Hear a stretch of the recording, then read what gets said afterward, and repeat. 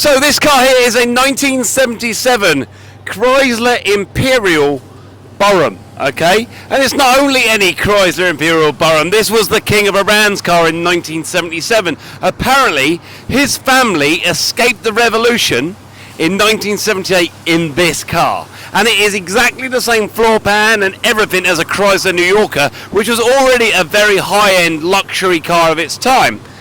This car has some differences. It has some parts on it which are going to make you smile. We're going to go over the mileage, we're going to go over the bulletproofness, we're going to go over the fact that this car has only done 9,000 miles in nearly 50 years. I mean, straight away, look at that. We've given it a clean. We haven't given it a full detail or a polish, but we've given it a clean. And look at these. These are truck wheels, okay? They're absolutely huge, and they're designed basically to withstand nails. The sidewalls are about this thick, okay, which means they are not bulletproof, but I reckon they are, you know, shrapnel proof or bomb proof or mine proof. Down the side, all these panels here are all lined with Kevlar. They've got Kevlar inside the door panels. But where it gets really, really interesting is these windows. 2-inch thick, triple glazed, bulletproof windows. I mean, look at these seats. They are absolutely remarkable. Even the driver himself, get in there, Matt, even the driver himself was sat in luxury. But if you didn't want to hear in the back, you have this panel in the back, which I can talk to you, because I'm in the rear, but I can actually decide whether I want to talk to you or not. So we've got the glazed limo partition. We've got a full Bakelite phone, which I can phone the driver in the front, or I can probably phone my wife. We've got driving lights. We'll go over the back in a minute. Let's keep looking around the outside of the car. But honestly, I'm so excited. It is running. So this is a 440 cubic inch V8 engine, which has only done 9,000 miles. And under the engine bay, I'm going to show you real quick. But this car was a special production vehicle. This wasn't a run-of-the-mill standard vehicle that was converted. This had special handling from factory. Round the rear, you've got a normal rear glass window that's the same as any Chrysler New Yorker. But inside, you've got the 2-inch piece of bulletproof glass, which is the second pane on the inside. Around the back, as you can see, you've got a massive stainless steel exhaust. And this rear bumper here actually has a 6-inch steel reinforcement between the bumper and the chassis, making it super solid. Matt, you get in this side. I'm going to jump in the other side. Come around here. So the back of the car is at the height of luxury. So first of all, I can pull my plate out. I can have my dinner in the back while I'm escaping the Iranian Revolution. You've got your lights, which actually work, which blows my mind, so that these little desk lights still work. Interior light still works, but does the radio work?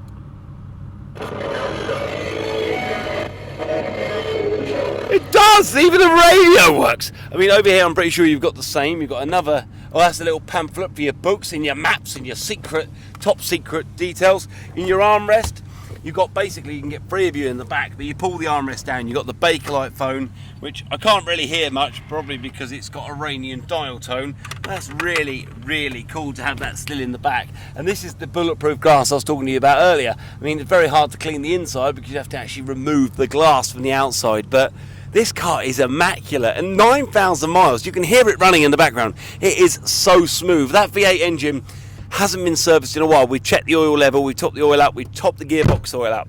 But this is remarkable to think someone of such higher stature sat in this car. I mean, the door cards are immaculate. The driver's window glass is probably the worst part on the car, to be honest. The front windscreen has delaminated in the middle, so it is clearer on one side than the other, but I'm pretty sure that could be replaced. But the windows are shut off to the front. All the 4 electric windows work. It starts, it drives, it stops.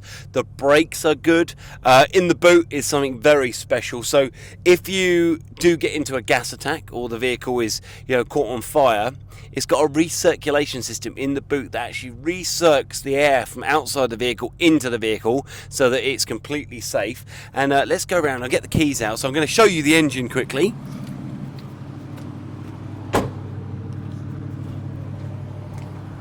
So first of all, I was talking to you about this broken glass. This is the worst part on the car. As you can see, the electric windows and motors still work. This glass here has been damaged, but I'm pretty sure you could replace this if you wanted to, which is quite a shame, to be honest. It is damaged, but you know, like you say, it goes up and down. All the windows work. If we pop the hood under the bonnet, like I said to you, 440 cubic inch V8, which is running so smooth. I would say that the hydraulic tappets could do with, you know, a bit of adjustment, or they might be manual tappets.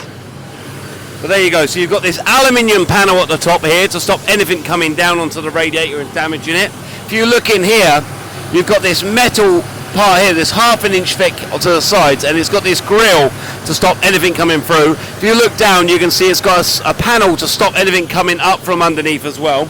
But inside the grill, you can see 1/2 inch steel louvers that are still allowing air to get in there, but also bulletproof. Underneath the front of the bumper mat, if you look inside that front wheel arch, you have got, keep going, so around here, look, in there you've got full steel reinforcements, so that obviously if this car needed to be used as a battering ram, it could. I'm going to turn the engine off.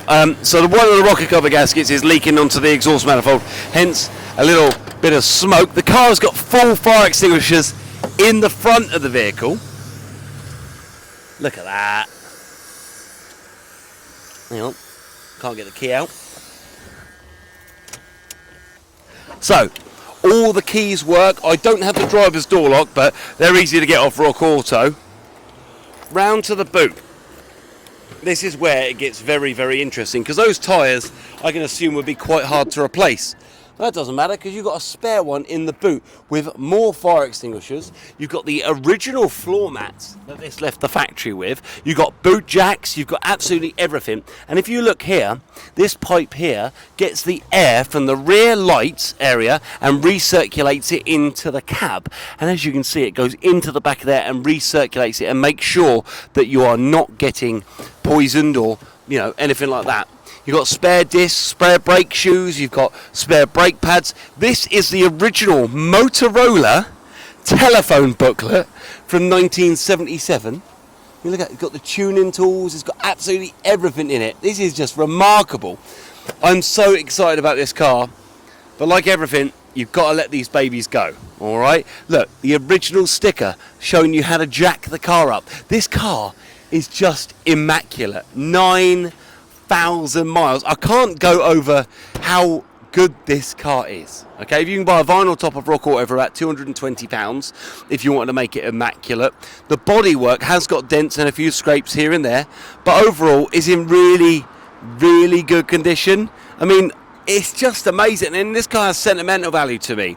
Not only do I love it because it's cool and it's black and it looks like something out of Men in Black, but this car, when I was growing up, my dad had a burgundy Chrysler New Yorker, same seats, same interior, but obviously wasn't bulletproof, and that's why I bought this car, because it reminded me of my dad. But sadly enough, they've all got to go. All right, I can't keep keeping all these toys. What I was speaking to you about earlier is this here. Look, so this panel here, I'm going to go through this. So K78, P51, 45, P31, P41, N88, G63, TX9, H51, L81, L31, L35, TX9, PLX, PLX9, 000, B07, EO6068, E85, D63, CS43, T6C, and 115121. Those numbers I'm going to put on the screen right now, they will all be related to certain upgrades that this car has. But this is the part here, special handling. So this vehicle not only has air conditioning, has cruise control, has bulletproof capabilities, has flagpoles, also has a leaky rocker cover gasket, hence it's burning off the oil on the rocker cover there.